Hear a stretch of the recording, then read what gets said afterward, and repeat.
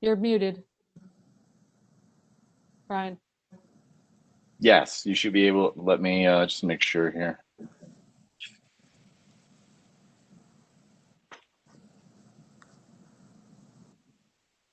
I have to pick the right Dana Sullivan Lowercase. to become presenter. I'm in the lower left. Lowercase Dana Sullivan.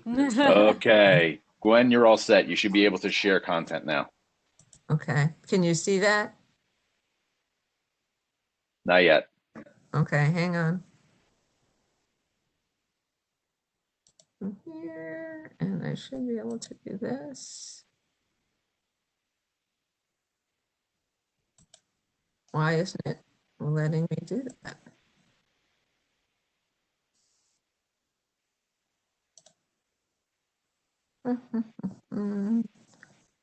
Where is?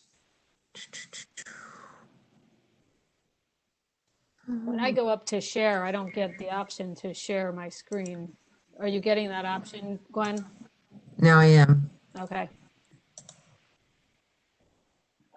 Now you should be able to see it. It's showing. Okay, We cool. can see it. Okay, good. Sorry, took me a moment. Well, good evening. I'm assuming I'm not on mute. I'm not Dana Sullivan. For those of you who are new board members, welcome. My name is Gwen Thornton. I'm the field service representative with New Jersey School Boards, and I serve Union County, Somerset County, and Hunterdon County. Your board president asked if I'd come and speak a little bit about Board of Education members' roles and responsibilities, just as really sort of a review for those who are experienced, and also as new information for those of you who are new to the board. And so I really am just going to talk about what those are to help, which will help you to ensure that you have effective meetings and that you are as productive as you can be in forwarding student achievement and offering your students everything that you possibly can, especially in these really still tenuous days where no one is ever happy with what boards of education are doing. So boards of education really have 4 functions. You provide policy, which is really guidance. It's a roadmap. Your policy provides an overview of how you function and operate for your staff, your students, your community members, for the board through your bylaws. You're responsible for providing quality instruction to advance student achievement. That's part of your planning responsibilities, and in supporting that planning through developing and approving, although you don't actually develop it, but you approve the district budget. Providing for the effective management of the district by employing and evaluating your chief school administrator, and that's your appraisal piece. And then providing for two-way communication between the community and your Board of Education. So who does what in public school governance? You really represent the state. You are elected locally, but you are a state official. And the state constitutions is very clear in that boards of education are required to provide a thorough and efficient education for every student within their district.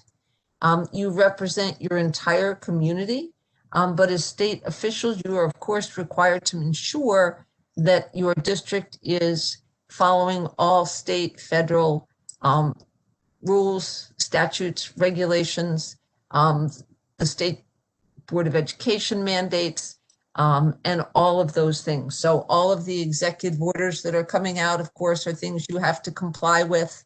But you represent your entire community, so you should obviously listen to your citizens, which I know that you were just doing, and explain the needs of the school system as a whole to your community.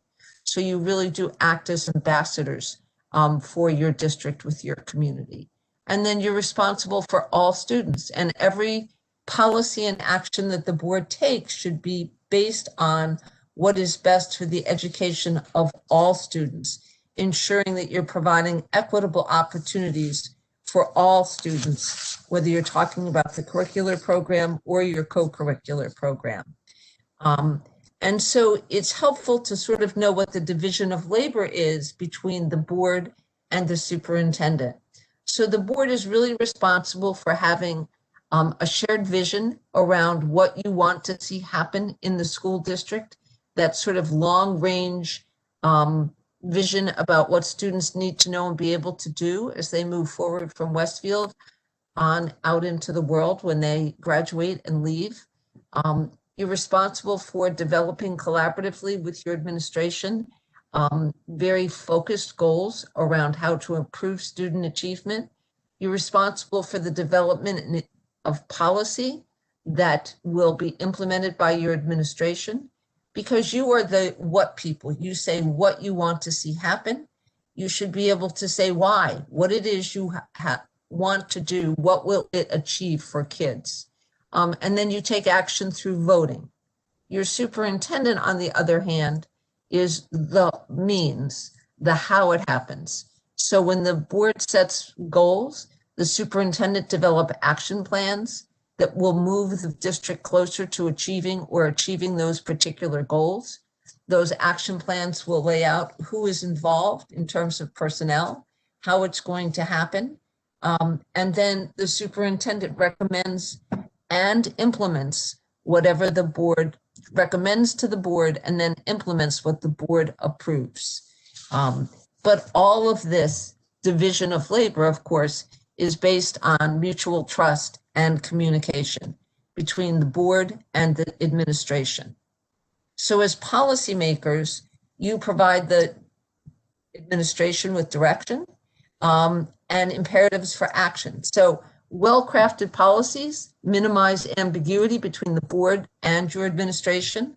Your bylaws section of your policy manual, if you haven't looked at it, especially for the new folks, explains how the board governs itself. And that's why it's important that you look at those. You really are responsibility as a board member is to be a visionary, to set standards for the program of quality instruction, ensure that your budget supports the standards and provides for professional development for your staff that's job embedded, that will be laser focused on improving those areas of identified need in student achievement. And then you hold your administration accountable for the achievement of those goals. In truth, the board has only one employee, and that's the superintendent. The board holds the superintendent accountable, and the superintendent holds all other staff accountable for their performance. You're responsible for communicators, for providing for two-way communication between the community and the school district, making sure that the public is informed, promoting public participation in the schools, and work to secure public support for the schools and for the district goals. It really is important for the public to know and understand what the goals of the district are, what you are moving forward toward, and have their support around what it is you're doing. In terms of the superintendent acts as a consultant, really providing background information, alternatives, and recommendations. They are the staff's liaison to the board because, as I said, you only have just that one employee, the superintendent. Provides you with information and briefing on things that required board either to approve or board action or attention, keeps the board briefed on district operations, and then evaluates and assesses policy implementation. So if the board writes a policy, the superintendent implements it with fidelity and the policy is not working, the superintendent is going to come back to the board and talk about the kinds of changes that may need to be made in an individual policy so that it is more workable and effective for the district. As the chief executive officer, they run the school district. The day-to-day operations are the sole responsibility of your administration. Board members, and you will hear this a million times by the time you're finished being a board member, you are there to see that the schools are well run, but you do not run the school district. The school district is run by your administration. They're accountable to the board for how well the district is run, and district staff members do personal action delegation and supervisory activities. So your superintendent directs all other staff. The board does not ever direct staff. As the educational leader, they remain active in professional organizations. They're familiar with research-based curriculum and information that leads education and brings worthwhile ideas to the attention of the board and the community to make sure that the district is always on the cutting edge of education and providing your students, again, with the best educational opportunities possible within the bounds of your budget. So, you know, as the implementer in chief is another way to think of the superintendent. And in order to have that relationship be successful, the board needs to trust that the superintendent is doing his or her job. And in return, the superintendent is loyal to the board and gives their very best advice and recommendations. Respecting the professional training and experience, the board must really do that. That is why you have employed the superintendent. And the superintendent will provide competent management of the schools so that they are well run. You have to have confidence in your superintendent's ability to administer the district. And the superintendent is responsible to see that the board policies that you've developed are implemented with fidelity. So to be most effective, you have to work together to advance student achievement, which means the board is the governing body and community representative works with the superintendent, who's your chief administrative officer, but also your educational leader. Okay. So how do you make this all work? The first rule of effective board governance is no surprises, from the board to the superintendent and from the superintendent to the board. So it's incumbent upon board members, when you receive your weekly information or packet. You know, when I was on a board of education in the old days, we used to have it delivered to our homes. Now you probably get it electronically, but you are responsible for reviewing all of the information contained in that packet prior to a meeting, prior to your committee meetings. And if you have questions, it's incumbent upon you to let the board president and superintendent know that you have those questions, because if you have questions, it enables your administration to come to the meetings prepared with responses. And it's likely if you have a question, maybe other board members have that same question. So it's very helpful to enable the administration to be prepared. And again, the superintendent shouldn't surprise the board. So if there is something that the Board of Education needs to be aware of, it's incumbent upon the superintendent to make sure that information gets to the Board of Education in a timely way. But you never want to surprise an administrator, the superintendent, the business administrator, the assistant superintendents at a public board meeting with questions. Those questions need to be asked ahead of your meeting so that everyone is prepared with a response. So how do you, again, in terms of making it work, you as board members need to observe the chain of command. And by chain of command, what we're talking about is that the Board of Education is really not a problem solver for individual community or parent concerns, that they need to understand that there is a chain that they need to follow in order to get their concerns addressed, always beginning at the starting place where the concern began. And typically for most parents, if they have a question or a concern with their child's teacher, they need to begin with the teacher. And if an issue is not resolved at that level, it would then go to the principal. And from the principal, it may then go to your superintendent, or it could go, depending upon the issue, it might go to another administrator before it goes to your superintendent. But typically, it goes to the board only after all other administrative solutions are exhausted, okay? So if a community member approaches you with a concern because they want to go right to the top because you're a board member, it is not helpful for you to just take that problem and either try to solve it or to contact your superintendent and say, you solve it. Let the chain of command work. The board should be the final arbiter of issues that are unresolved at other steps along the chain. And when properly used by citizens, and board members, communications are really improved. The best thing that you as a board member can do for people that may contact you or stop you with their concerns is to tell them how to access the system.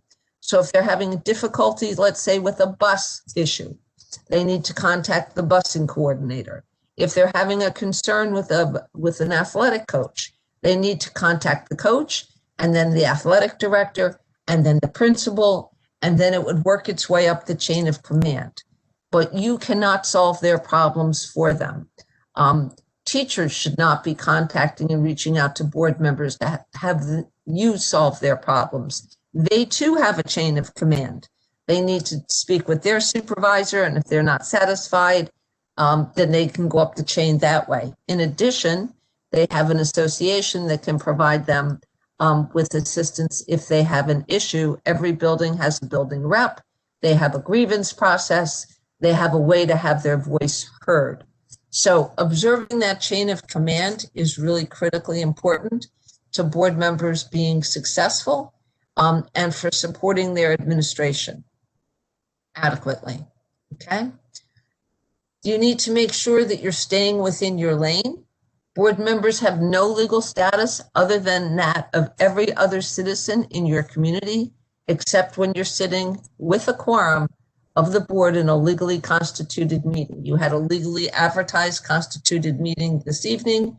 You were sitting in a quorum. You could approve recommendations. You could take action.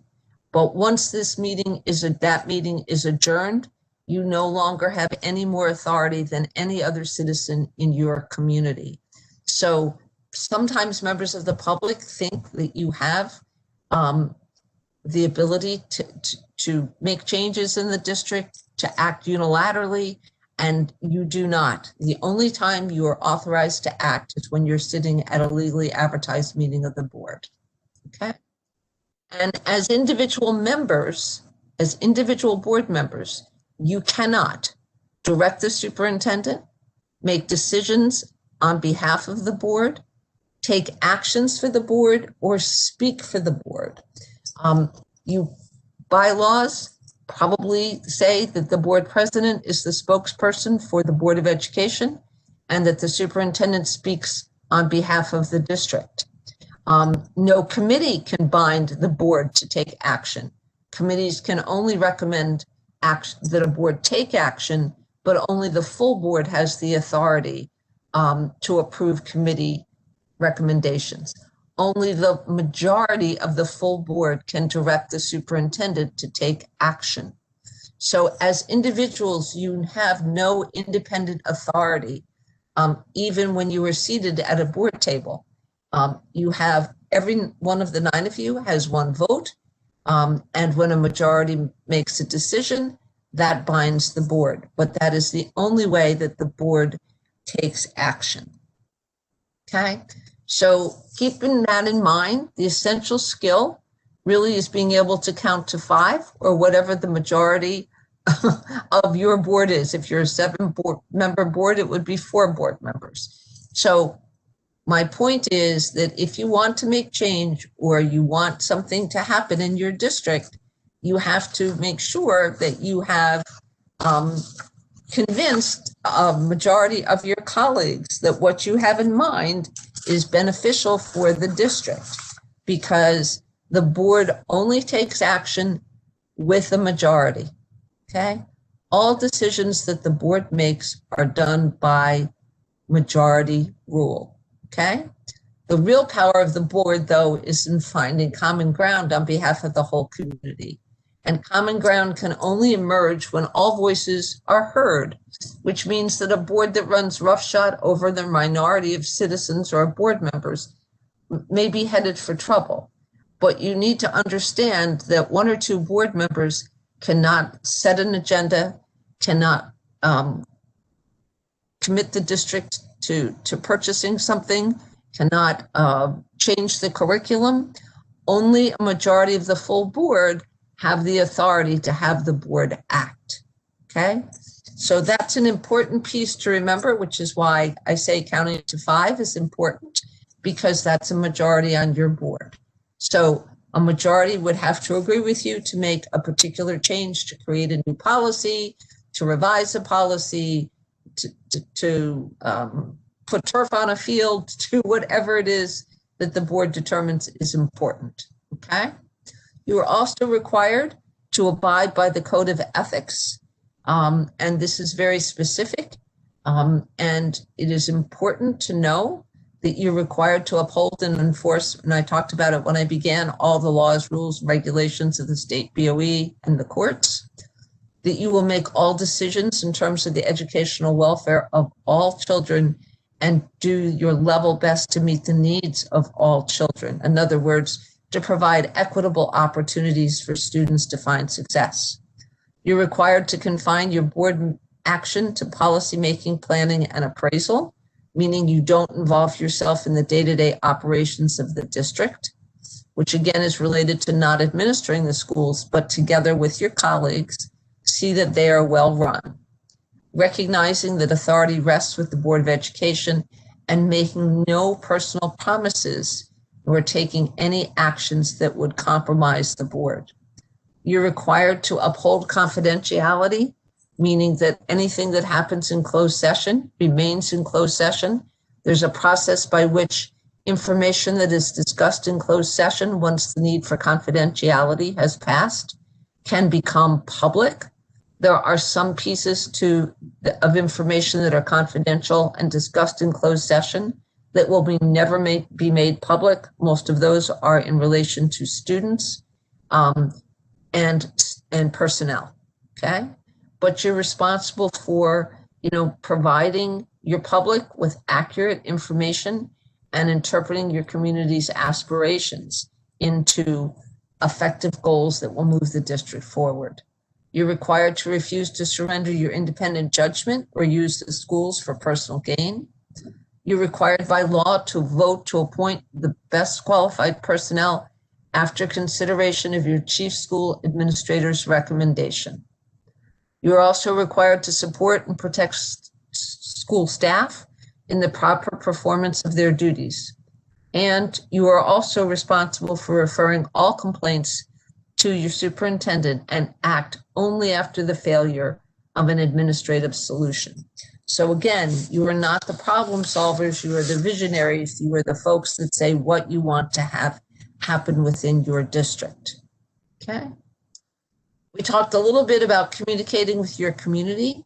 You are representatives of your local community, but you represent that entire community.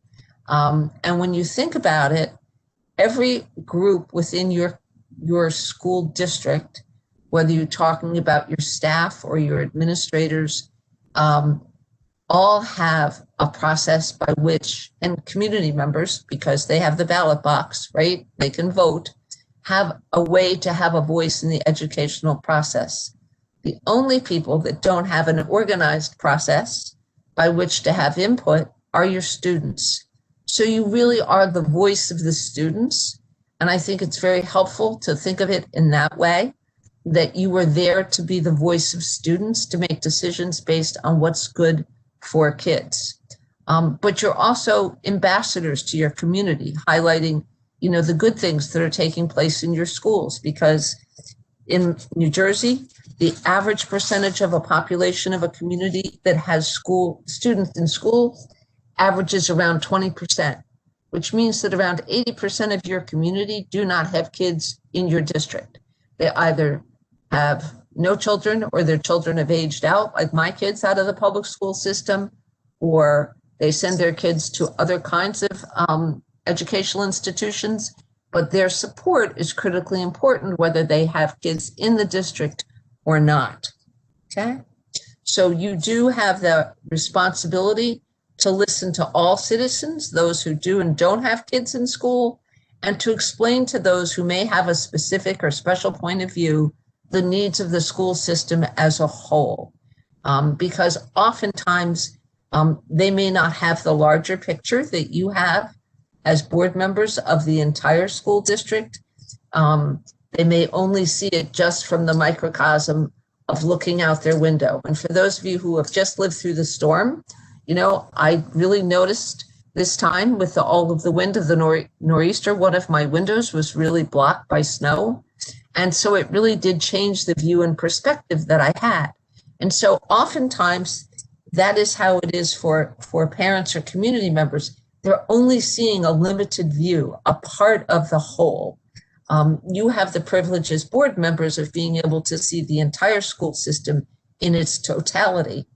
So while you have to listen and explain to all of those that have a particular perspective or need, how it will impact on the whole school system and why perhaps you don't necessarily think that their position is one that you want to adopt, because you need to, again, provide for all students, okay? So again, your job is not to run the schools. We'd all like to be superheroes. I certainly would like to be one. But when an upset parent or staff members approaches you, don't try to resolve their problem. You can listen, you can empathize, you can thank them, the person for sharing, and then advise them of the chain of command. Give them access. Help them to know who they should raise the issue with. Because if you involve yourself way down at the beginning and it gets to the board level, you probably have to recuse yourself. So you want to make sure that you don't involve yourself in that way. Okay? Above all, board members are responsible to and for all of the students in their schools all the time. So every policy that the board approves, every action that the board takes needs to be based on what's best for all of the schools in the school district, all the students in the school district.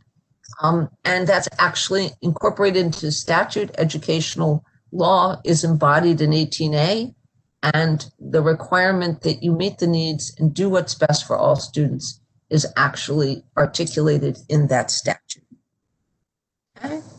So there's not one giant step that does it all that I can give you, but especially for the new board members, doing a lot of listening, doing a lot of talking to other board members, getting a good sense of the culture and climate and the institutional memory will often help you to make good decisions.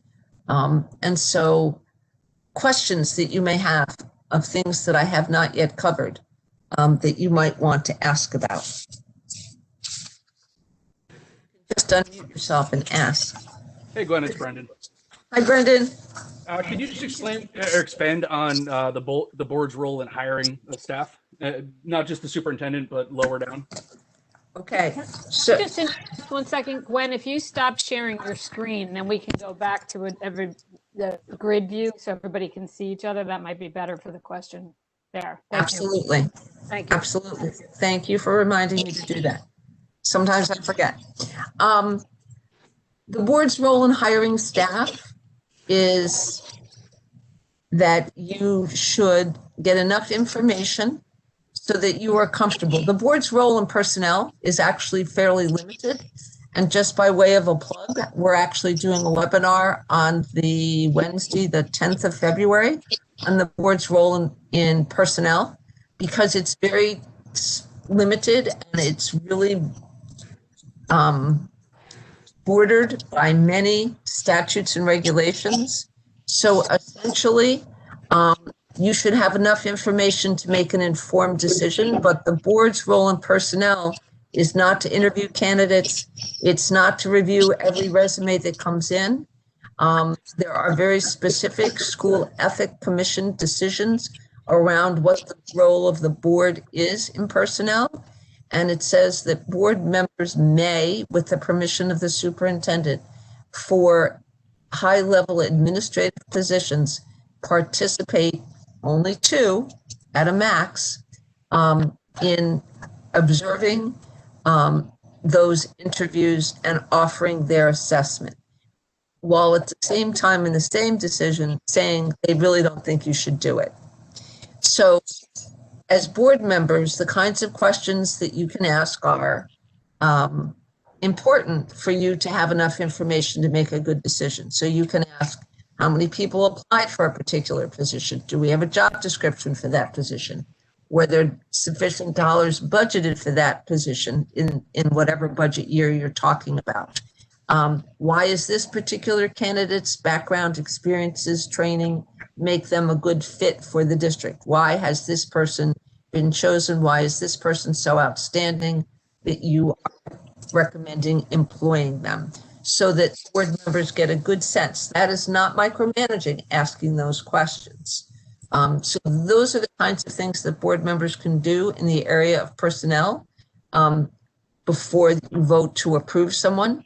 You are not required by law to vote yes on every single recommendation of the superintendent in personnel, but no one can be hired in a school district without a recommendation of the superintendent. So you can't just say, I'm going to convince my colleagues to vote no on so-and-so because I know this person that works in another district that would be perfect. So I'm going to, make a motion and that we hire so-and-so. The board is not permitted to do that. You can only hire in a school district with the affirmative recommendation of the superintendent and a majority of the full Board of Education voting in the affirmative. I don't know, Brenda, does that answer your question? It answers a lot of it. And then just in terms of setting expectations or parameters, adding things to job descriptions or setting search parameters. That should be for job descriptions. If you know you're going to be hiring someone for a new job, that job description, or hiring someone for an already established position, that job description can be reviewed either by your policy committee prior to going out to look for that person to make sure that it's up to date, because oftentimes job descriptions, sometimes get overlooked, but you certainly should review them as a board to make sure that they are up to date and reflect the responsibilities and obligations of the position, to make sure that what you're looking for matches what the job description says this person is going to do, to make sure that they coordinate with one another. Okay. And I know that you're going to be looking for a superintendent, which is not something you've done in a very long time. So I would certainly suggest to the board that you look at the job description for your superintendent and review that prior to beginning whatever kind of search process you ultimately identify that you wish to do. And we also, especially for the newer board members, we maintain a job description for every certificated and non-certificated employee in most school districts that you can think of. And it's a model job description. So if you're looking to make sure that so you don't have to reinvent the wheel if you decide to hire someone for a position that you've never had in the district before. So from non-certificated personnel to certificated personnel, we do maintain a critical policy manual that includes job descriptions for all of those titled positions within a school district as part of our service to you as board members. So that's another place you can look for an updated job description for positions, for example. Dana, can I follow up on that? Hi, I'm Suhana Aziz. I'm one of the new board members. Welcome. Thank you. So one of the challenges is trying to understand where the line is between administration and policy. Okay. Obviously, there's some things that are really easy. Clearly, running the schools on a day-to-day, that's easy. But when I'll just give COVID as an example, is in the school district, say in New Jersey. So this isn't a Westfield specific question. This is just a broader question, is who decides, for example, when the school district said we're going to go hybrid or we're going to go all online or we're going to, is there a policy component to that, to say if the boards, various towns say as a matter of policy, we want to aim for some in-person engagement with our students and teachers, versus maybe another school district says, no, we actually prefer the online, or we don't have a position at all as a board. I'm just giving that as an example. What are some criteria to help us understand, especially as newcomers, where that line is between policy and implementation when it's not that clear? Well, and COVID is probably a terrible example because it was really because the example in this sense that the parameters were pretty broad, but they are largely governed by executive orders, the Department of Health, the CDC, and so schools have very little. They have some discretion, but very little discretion. Also, on the road to recovery, how the district addresses education during this remote period was really a administrative driven decision that did not really require in the law, in the executive decisions, board approval, although in most instances, board members, community members, administrators, and staff members collaborated on the road to recovery, and which laid out whatever plan.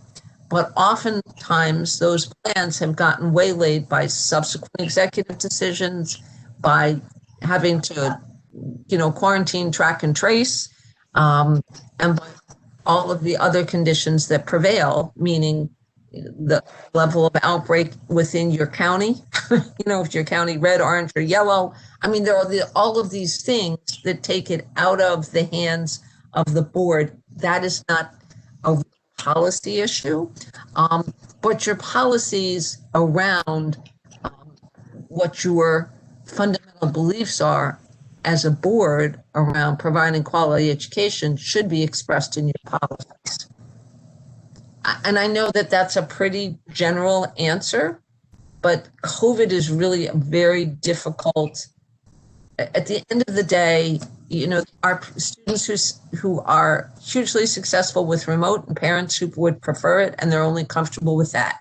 There are parents who want their kids back full time, 9 to 3 or 8 to 2:45 or whatever your hours are, 5 days a week serving meals. There are parents that would, prefer the hybrid because they believe that it's safer. I mean, most districts are trying to do what the best that they absolutely can do within the parameters of their existing facilities, their staffing. I cover Hunterdon County that has a lot of small K6s and K8 districts. And a lot of them, because of their size, have been able to be in school 5 days a week, not serving lunch, stopping at 1 o'clock, okay, and going home, and have been pretty successful with that. But that's only by virtue of their size that has enabled them to do that. Some of them because of the configuration of their buildings, that they're one story and they have individual classroom buildings, so kids don't have to line up, they don't have to congregate, they just go right to their classrooms, all of those kinds of things. So what works in one district, it's a long-winded way of my saying, what works in one district doesn't necessarily work in another. I have some districts that have really old facilities where the ventilation is a really big issue. And, 100-year-old buildings weren't built to, or 80-year-old buildings. Some of them are 60 years old. They weren't built with ventilation systems that anticipated anything of what we're dealing with. And so retrofitting those and providing adequate ventilation, for some of them, they'd have to throw open the windows and the kids would have to sit there, especially, can you imagine the last 2 days? But so it's really an individual district response. It's not even the whole county, although all of the superintendents are working collaboratively with all their colleagues within every county to make sure that everyone's sort of on the same page, doing what they can, and trying to make it all work as best they can. But at the end of the day, for you, because you're brand new, this is a terrible time to become a board member because no one, you're not going to make everybody happy, no matter, do you know what I'm saying? Everyone, there's just no way people are going to be satisfied. here's what I will tell you. Every educator everywhere knows that in-person education is heads and shoulders above anything else, the best way to educate children. Right. For, No, I and mean, listen, I don't want to take up more time. I understand. I just wanted to, I gave this as an example, but I'll continue to try to figure that out because I think that is a big challenge. And I guess the other issue, which is not specific to Westfield, but I respect the chain of command. I am familiar with it. I agree with it. I'm also an educator. What happens if you have parents coming up to you and saying the chain of command isn't working for me? I've gone through it and I'm being ignored, or I feel like I'm being sidelined, or, you know, whatever, right? And what is the role of a board if the chain of command isn't working the way it's supposed to? And yeah. then that's a conversation the board needs to have with the administration, right? If that's a repetitive theme, you know, you have to, as a board member, also try to make an informed judgment between those folks who would rather have you solve the problems for them, okay, and people who genuinely really may have be sidelined or may not. Now, sometimes it's not so much that it's sidelined, it may be they didn't get the answer they wanted as well. Right. You know, sometimes people would like you to solve their problems because it's easier. Sometimes they say, well, I didn't get a response. Well, I didn't get a response I wanted. I got a response, but it didn't achieve what I had hoped to achieve. So you have to, you know, sort of use your best judgment, obviously, to try to define, is this really a huge issue or is this just a little pocket? And then go from there. But again, my advice to all board members is if that's something you're hearing, then you need to share it with your superintendent, because indeed, if it is a problem, then they need to be aware of it so they can address it. But again, you know, it's a judgment call, and you have to use your, you know, best judgment, obviously, as an educator as to, you know, which bucket it may fall in, you know, because my experience, I'm a former teacher and I spent 10 years on a board. You know, there are some parents who are just chronically going to be upset because they're not getting what they want. There are some parents who may have legitimate issue, and you can help them with access. There are some people, you know, with going up that chain of command, and there are some folks that are not going to be happy with the outcomes. But I find it rare that administration is not responsive. Gwen, if I may step in there, you had an important point earlier, and this speaks to Par's point, is that I've sent this to really close friends, which is difficult. I've said to them that if you talk to me too much about an issue, like you said, I'll have to recuse myself. And wouldn't you rather me, even if you don't know the ID of the student when an issue before us, wouldn't you rather me be there to part of a decision or be part of the process to the end, as opposed to having to recuse myself because I now know too much about an issue, and it'll be very difficult to figure out what student the issue is talking about or speaking on. So it was a good point that you mentioned earlier, and that's a good out for us sometimes as board members. Well, and that's what I'm trying to give you, right? Are the words to be able to say, you know, I hear you, I appreciate it, I know you have this concern. Here's how you need to go about getting it addressed, and I can't really get involved. Because if I involve myself now and it gets to us, I'll be hard put to be viewed as being objective, you know? And, you know, you're dealing with community members. They could be your next door neighbor. They could be your best friend. They could be the brownie leader. They could be your kid's soccer coach, you know, the Hebrew teacher, the Sunday school teacher. They're all people that you know and interact with because you live in the community. I always jokingly say they used to stop me, but it was always in the frozen food section at the food store. And by the time that I could like get my way out, I was like numb. Could you find a warmer place to talk to me? But I think that that's something that's very helpful. It's not that you don't share their concern. It's not that you don't want to listen. And you can do all of that. but you just have to have those parameters around what you can and can't do. And I think I'm glad that's helpful. So thank you. If I could chime in there, some real examples we've seen over the last 8 or 9 years that Gretchen and I have been on the board. It comes down to HIB incidents. If a parent approaches a board member, that board member has to step away from the HIB discussion process. It becomes hard to step away when your best friend's kid is involved, but you have to. Yes, you do. I mean, because you're there, you have to be objective as best you can, given circumstances. So, And I think I was just going to add on to the 1.2. I think it's important to understand to remember that in those instances where we feel like there's a conversation to be had with the administration, that's Dr. Dolan. And I think that an additional layer that can get complicated is because we have kids in the district, we may be particularly close to the high school principal or to, because we've been on the board for a period of time, we feel like we can go to the supervisor, and that's just not appropriate. It's not, we don't wade in. If we feel like we need to wade in, then our point of contact is always Dr. Dolan and nobody else. So. Absolutely. And I'm not suggesting for a moment that you can't be your child's best advocate. Sometimes we have board members that say, but I'm a parent and it's my child. You always, should be your child's best advocate with your children's teachers. You just need to be clear that you're there as a parent and not as a board member, right? Because for teachers, that can be challenging.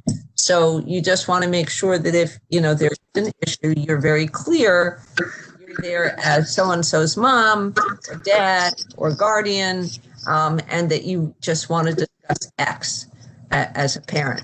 How do we help my child? Because that's what I'm concerned about. So I think that's helpful too, if you have kids in the school, to remember. So. Gwen, I just want to say thank you very much as a new board member for highlighting the communication chain and kind of the do's and don'ts and what are the different areas we would be involved in. It was very helpful. Good. I'm glad. Welcome. Thank you. Any other questions? Gwen, the only thing I would say is that can you talk a little bit about you referenced earlier about the online training and the tools available to the new board members, especially? Certainly. NJSBA offers a myriad of programs, both online and in person, although currently we are still fully remote, as most organizations are at this point in time. But I look forward to the day to being able, because ordinarily I would have come in and done this presentation in person, and I'm much more entertaining in person than I am online. But we also offer all kinds of webinar, Facebook Live events, whether you want to learn more about STEAM and STEM, whether you want to learn more about sustainability, whether you want to learn more about policy development, negotiations, labor relations. There are just a whole host of things. And every department, every Wednesday, we do a different webinar. We've been doing them since we went remote in March. Every Wednesday, a different department of the association does a different webinar. So we just did one on foundations of governance. And that's sort of the series Field Services, which is the department I belong to, is working on now. So the next one is on the board's role in personnel. And it's really more detailed than I went into, in tonight's presentation, but it talks about all of the various around certification, around renewal, non-renewal, granting tenure, not granting tenure, all of those kinds of pieces. So our goal is always to provide you with both online and in-person opportunities. For those of you who are new board members, unfortunately, we're not able to offer it, but new board member orientation weekends, which we used to offer 2 times in the winter months, generally February or January and March, or February and March, we're unable to do that, are just wonderful opportunities, not only to sort of get 2-day intensive training around being a new board member, but also give you an opportunity to network with board members from across the entire state, which is very helpful because you generally walk away from that weekend saying, wow, we are doing much better than I ever imagined. But we also have county meetings that are, and those weekends, by the way, we get grants for, so it doesn't cost your taxpayer any money for you to attend any of these things. It's all part of your dues. But we offer county meetings about 5 times a year. You can attend any county meeting in any one of the 21 counties. If you see a topic, they're all available online under training county meetings. If you see a topic there that's of interest to something going on in your district and you want to go to Cape May County to a county meeting, you don't even have to get in your car anymore. You can just, register. It's free. You can register yourself and just log in and enjoy the meeting.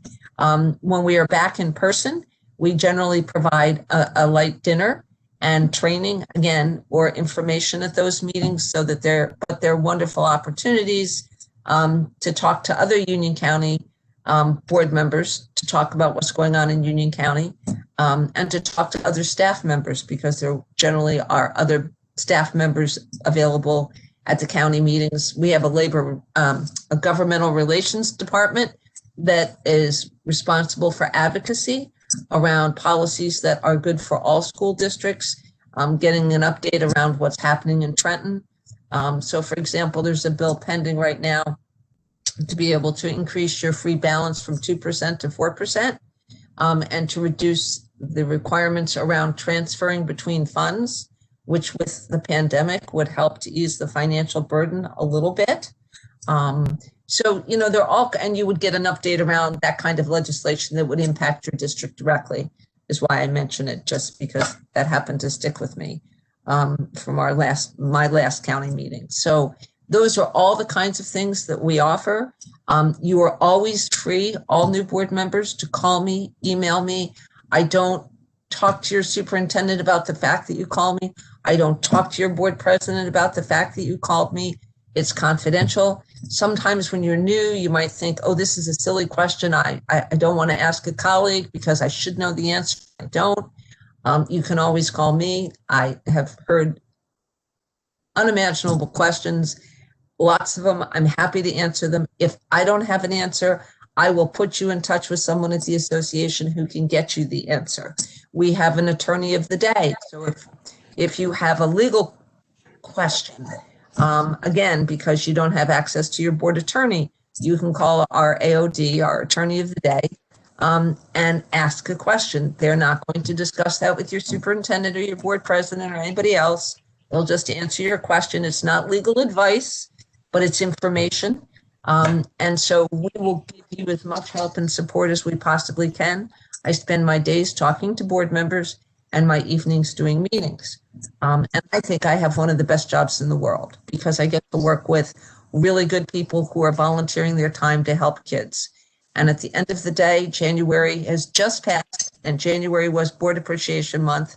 So I'm a little late in saying thank you, but thank you to all of you for your service to the children of Westfield. I grew up in Cranford, right down the road. I used to dive in Westfield 100 years ago. And so it's, like home to me. And what you do does make a difference in the lives of kids. And there's nothing more important than the next generation and having them be prepared for whatever's coming, because we never saw this coming. I mean, maybe there were some people who were epidemiologists who saw it coming, but by and large, the American public didn't see this coming. So we need to educate our kids to face a world that we just probably can't envision. So thank you. Thank you so much. I just have one other question before we end. Sure. And this is only because we're hiring a new superintendent. So it's pretty clear that the board relies really heavily on the superintendent. That's the main point of contact, which effectively gives the superintendent a gatekeeping role vis-a-vis the district. And so what is the standard practice of school districts? I don't know if it's the same, It may be one way in Westfield, another way in Cranford. But with regard to appraisal, is it an annual appraisal where the board? There is when you go to new board member orientation, you will learn Okay. an annual appraisal. We have developed with NJASA, which is the Superintendent's Association, an instrument for doing that. Your board has used that instrument routinely. Okay. And there's a whole process that's laid out in law with timelines. It has to be done completed by July 1st. There are very specific elements required in the law about what gets evaluated. So for example, many board members that are new, that come on from the business world say to me, what do you mean we can't do a 360? No, you can't do a 360 evaluation of a superintendent. It's not authorized in the law. So it's very specific. It's very detailed. Again, online you can find. Okay. We did a webinar.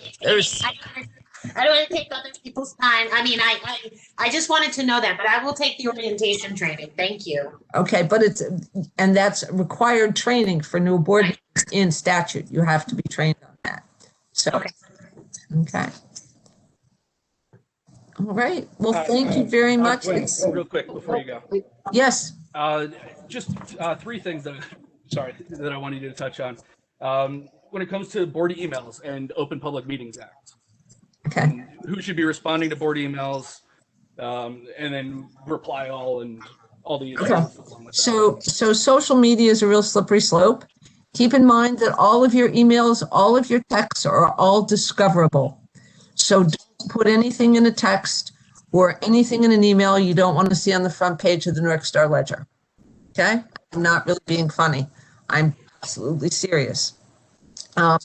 You cannot. Open Public Meeting Law says the public has a right to observe the deliberations and the discussion and the board conducting the district's business.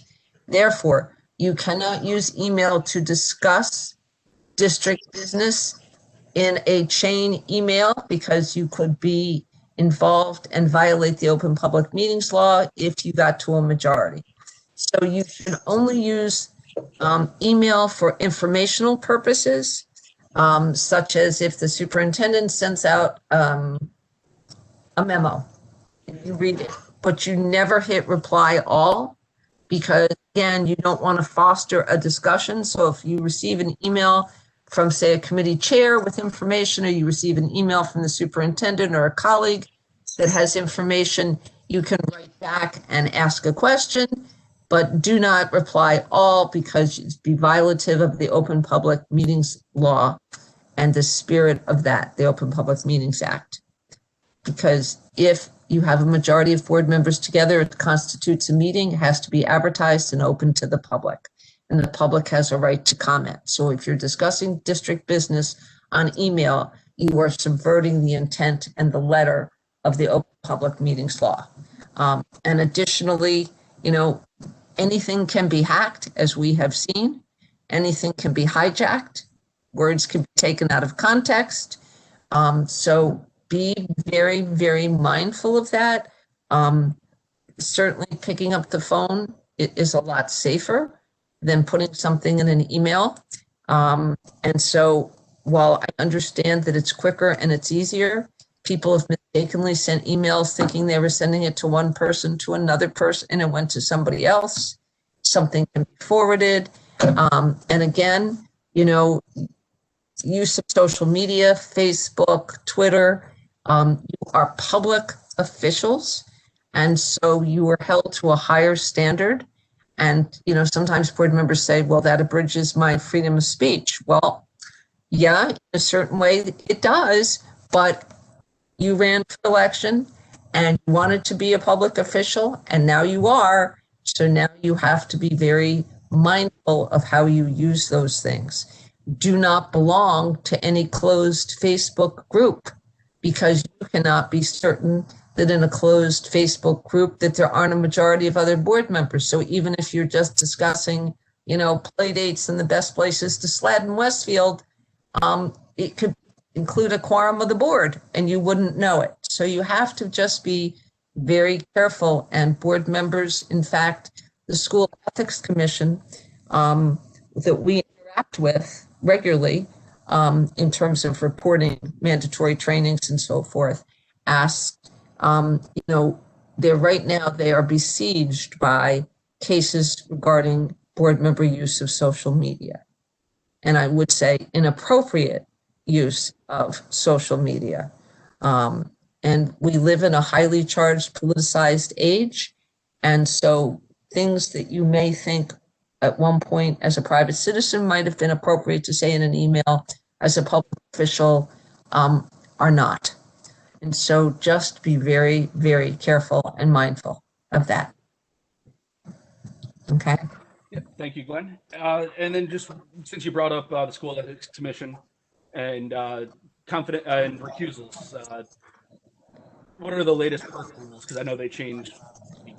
Okay, so board members, if they were endorsed by the Teachers Association by virtue of an advisory opinion last year, are not per se conflicted out of participating in negotiations any longer.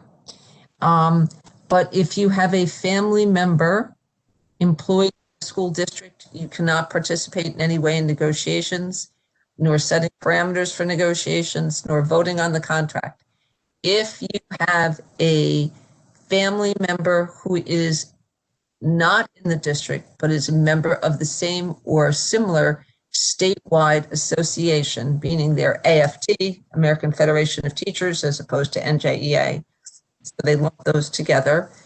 You can't participate in negotiations per se, but once the memorandum of agreement is signed and all of the salary guides are done, you are allowed to vote on the final contract absent any other conflicts.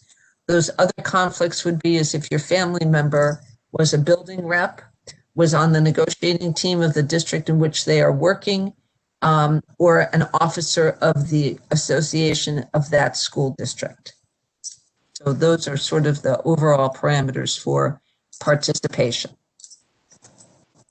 And if you have any questions, certainly ask your board attorney, because they can give you a definitive response that is very specific to your particular situation.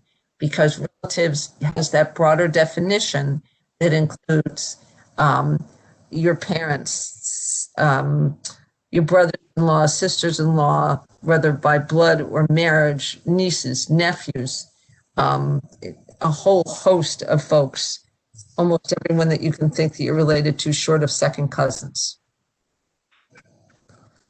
Yep. Okay.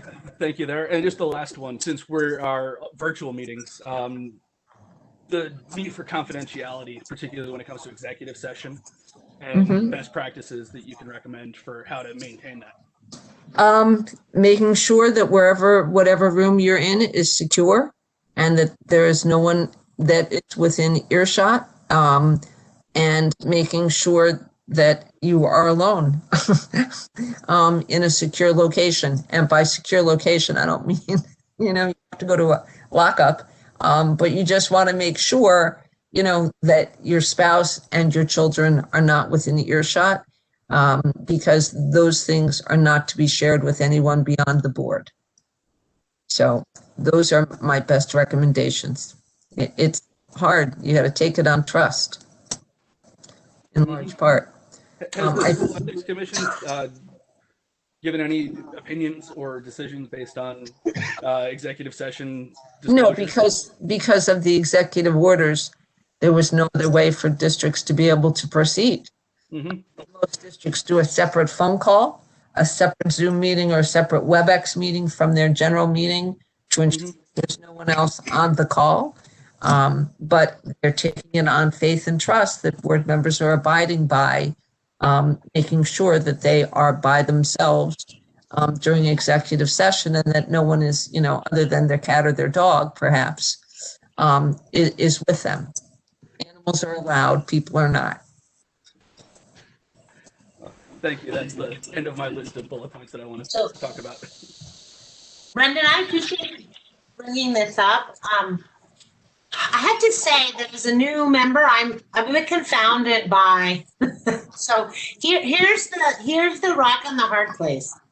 On the one hand, if we communicate via email, more than 4 of us, then we are effectively a quorum, and we would be, as you said, subverting the open governance principle, which I support. On the other hand, we don't want to have surprises, right, for the superintendent. And we also want to be able to talk as a board or communicate to these parts of us. And if we bring something up for the first time with colleagues, so it's not just with the superintendent, at a board meeting, which is public, there will be surprises. And so here's how you do it. If you have a concern, you have a question, you notify the superintendent, you copy the board president. If you have something that you want to raise at a public board meeting, it goes to, not that you can't ask the question, but you just don't want to surprise anybody. So let the board president know, okay, that you have this concern. And again, that way no one is surprised. And in terms of talking to one another, you should be having those discussions at the board table, not over the phone, not via email, right?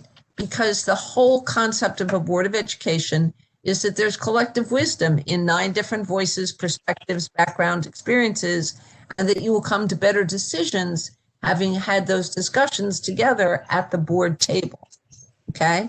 But it's just that you don't want to have someone be embarrassed because they don't have an answer.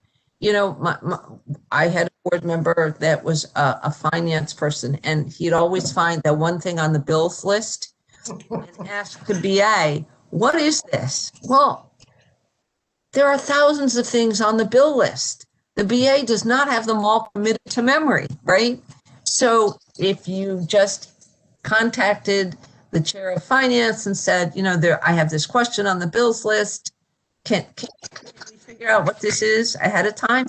Then the BA can look it up. And so come to the meeting and say, here's what it is. But that way it doesn't embarrass anyone or make them uncomfortable, because there are lots of things. Or if, a board member has a very specific detailed question around a particular program that's going to require some time, then the full board has to agree that that's a priority. Individual board members can't expect staff to devote hours and hours of time to addressing a question that may be specific only to one individual board members. If superintendents were doing that, they'd never get their work done, because they would be addressing 9 different, issues. If you want to report on the gifted and talented, Brendan wants to hear about the co-curricular program, and another board member wants to hear about the levels of participation at the co-curricular program. Are there more people in the fine arts or in athletics? And, what are the differences? That's all that the superintendent would be doing. And it takes the focus off the district goals.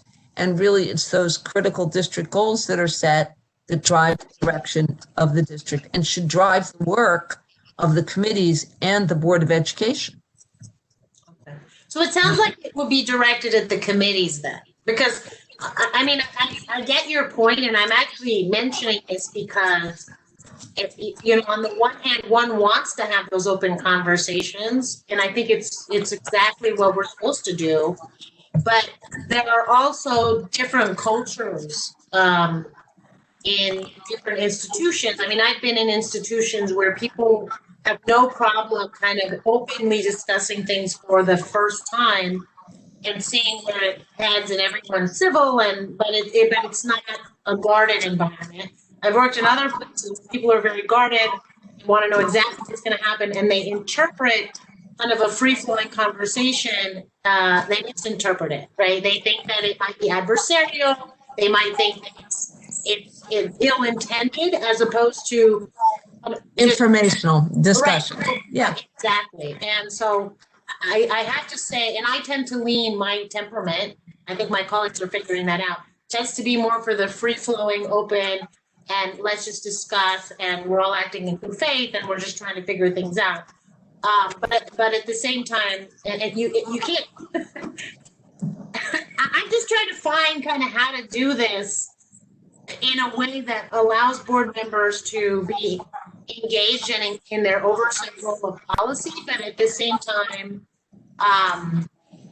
respectful of the administration and making sure that you're not wasting their time and distracting them, that you're focused on policy and not implementation, but you're engaged, right? Right. So, And I think the appropriate way to do that is to get in touch with the chair, let the board president know you have a question. Just again, so that people can be prepared with whatever materials or information might help that free-flowing discussion. okay. All right, thank you. Yeah, I guess it comes down to, do you want to start a discussion or do you want an answer to the question? Because if it requires homework, you're not going to get an answer at the table. And that doesn't mean the conversation isn't worth having, but if it's a specific question, it's helpful for people to be able to come prepared. Well, I think anytime you're making a policy decision, you have to have conversations. Like any kind of high level strategic decisions, policy making, you know, that has to be based on conversations. Oh, absolutely. I'm trying to figure out when those conversations happen. So Well, typically, specifically on policy, we develop policy at the policy committee level with the advice of the superintendent and the I'm not resources that we talking use. about these boilerplate, like the 120 boilerplate policies. I'm talking about like the, you know, curricular policy and special education policy and you know, well, things. but I would tell you that while you're calling that boilerplate, in reality, those policies around curriculum and instruction, special education, are also, again, cornered by and parameters that are in the law, especially in the area of special education. So there's not a great deal of flexibility within a lot of those policies. Now, if you're talking about the overarching philosophical underpinnings of a particular area, no, I'm not being funny. You know, that's a different kind of discussion, sometimes worth having, you know, around how we are addressing a particular population or a particular issue, or, but that's very different than policy. And policy also, you know, has to be reviewed by your attorney in most instances because it impacts 35 other policies that are already, you know, in law. And they also have to comport with all of the SEC decisions and all of the case law that may be out there. So it's not quite as boilerplate as you might think. I would also It like sounds like we don't do much. Pardon me? if I'm I sorry. could suggest a lot of that, in my view, happens when the board and members of the community and members of the staff meet and develop a strategic plan, right? And we have done that every 5 years. In my view, it makes no sense for me to be part of that because I'm not going to be here, right? But once you have a new person in the fall, there should be a strategic committee, strategic planning committee, and then that is where you talk about the vision. That's where you look at our mission. That's where you have a lot of debates and hear different points of view about what should our overarching goals for 5 years be. And then every year you use information from that strategic plan, and you can't do everything. And you don't want to choose new goals every year, because, I mean, you do want to choose new goals every year, but you want it based on a vision and a mission, right? Because that keeps the district moving, but it doesn't just get diverted. So those conversations, in my view, are vital. And I think that's what you do with a new superintendent. I always found them very, I learned a lot. I listened a lot, I learned a lot, and it did change the course of the district. So I would say, I understand the need to have those conversations, but that's where I would think you'll have some of those in policies, you'll have some of those in curriculum committees, right?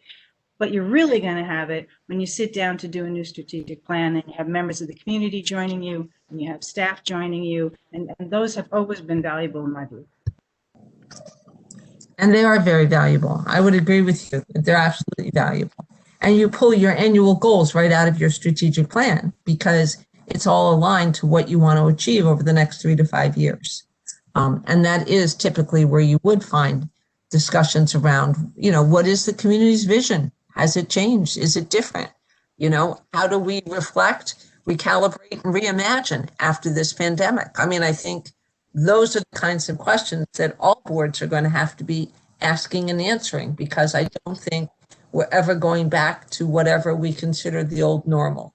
Because there are a lot of things that we've learned that are helpful that I think will change in a lot of ways the face. We pivoted quickly to the technology. We weren't perfect, but for education, that was a huge shift that happened overnight, which in some ways was good because it forced us to move quickly. But I think those are absolutely the questions you need to be asking moving forward in a new strategic plan. Well, and all those big picture questions require buy-in from everybody that has to either is impacted by it or has to implement it. Absolutely. No, I agree. I'm just trying to figure out when those happens and how those happen. That's what I'm, especially in light of the limitations we have, like for replying all or doing email deliberation. And that's really, it's more about figuring out with the process for that. And I'm getting some answers, like you go to the, obviously you talk to superintendent, you talk to the board president, you go to the committees, there's the strategic plan, but yeah, there's just a lot more restrictions than I had anticipated. And, not being on board. And often it is quite a shock to new board members when they figure out that their role is not what they thought it was. And and for some folks, it's really difficult. Well, I think it's important to also explain to the community that what our role is, because one of the challenges that I'm sure everybody has experienced, and it's astute with me because I just had to run for office, right? And running for office is a very grassroots experience. I found it to be fulfilling. It was limited by COVID, but if we're going to do what you said about being the liaison between the community and the school district, listening, being in contact with the community, representing all students, one must be careful that you don't do that and then people perceive you as, okay, so you're here, but you don't do anything, you can't do anything. Like, what's the point in talking to you? And obviously you can't make promises and you shouldn't, and you're only an individual.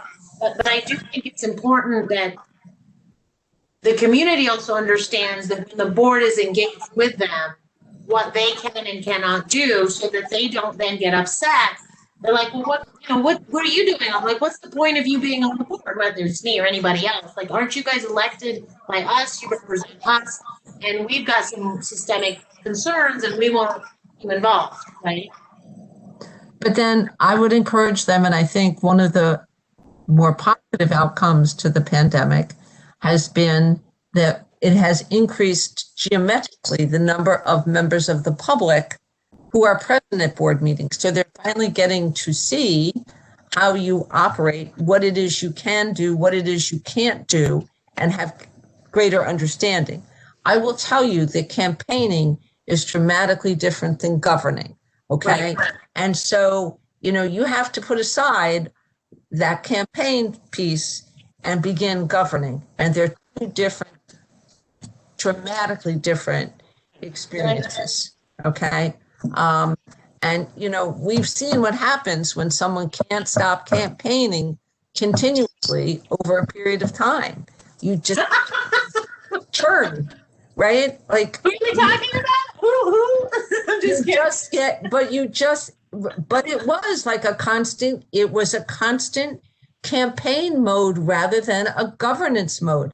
I was an American government teacher, and I really don't mean it as a political statement as much as it was a fact of when you look historically over time at the differences in how campaigns are run, and then how it changes when someone becomes a state official or a national official or a local official.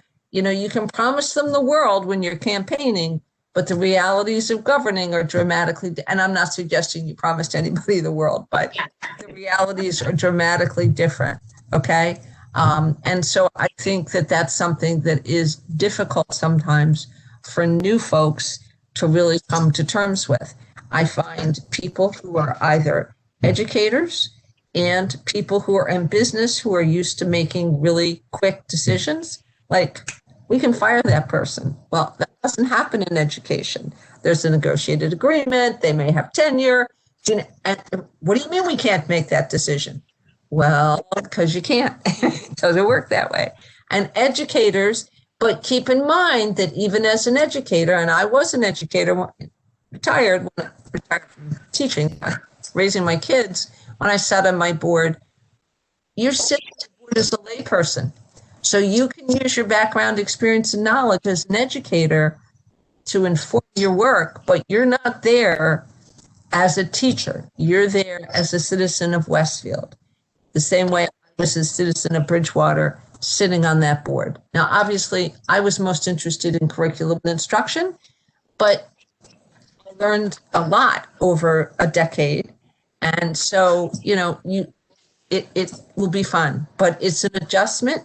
And if you're currently working in education, I think sometimes that can be really challenging to take off your board hat and your teacher hat and put on your board member hat as a parent and a community member, or as just a community member if you're not a parent. So I think that's helpful to think about it that way. You are a layperson. If you're an attorney, you're not the board's attorney. You're just a board member who is an attorney. If you're, an accountant, you're not the board's auditor. You're just an accountant. There's nothing wrong with just being an accountant, but you're not the district's accountant. So, you have to keep that in mind. You sit on your, on your board as a layperson, not an educational expert. That's board employs those folks to do this work. They're not employing you to do that work. So I think that might be helpful too. So. All right, Westfield, go home, go to bed. No, you're already home. Thank you so much, Damon. And thank you for setting it up. Everybody on the board who set it up. Thank you. Really helpful. Thank you, Gwen. All right, thank you. Gwen. Bye, Gwen. Thanks so much. All right. Bye, Gwen. Thank Good you. night. Take care. Good to see you all. Hey, Gwen. Bye, Gwen. I saw Dana on her name. The bye, Gwen. I saw Dana Sullivan. I was like, oh. Good night. Bye. Good night. Executive session now, right? You have one link to click. And we Yeah, have so I'd like to make a motion to adjourn the public session and go into private. Brendan, thank you for a second. Everybody waving hands. See you in the next link. Which link is it? What time was it sent? Dana sent us at 8:25 Monday morning. Thank you. Yep. See you there.